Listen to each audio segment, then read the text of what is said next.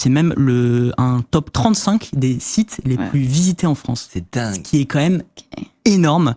Et c'est tout simplement le plus gros tracker, comme on dit, donc le plus gros site de téléchargement illégal en France. Et peut-être que les gens qui avaient l'habitude d'aller sur ce site se sont rendus compte, il y a quelques semaines, que ça marchait plus. Le 3 mars, pour être exact. Qu'est-ce qui s'est passé ? En soirée, YGG a disparu. Et ce n'est pas une action des autorités, c'est l'action d'une seule personne qui se fait appeler Grolum, en référence au jeu Dofus. En fait, il était accompagné de deux potes à lui qui l'ont un peu aidé, mais il était globalement tout seul dans sa quête. Et en fait, il a piraté le site et publié quasiment tout son contenu, mais pas uniquement le contenu qu'on télécharge sur ce site, toutes les bases de données utilisateurs, tous les gens qui utilisent ce site. Donc c'est des trackers, ils font un compte utilisateur pour pouvoir l'utiliser.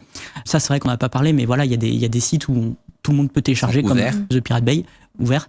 Et il y a des sites où il faut s'inscrire dessus et faire partie de la communauté, de la famille du site de téléchargement illégal. Et ça permet de contrôler un peu plus le contenu, d'éviter qu'il y ait des fuites, qu'il y ait des gens des forces de l'ordre qui soient dedans, par exemple.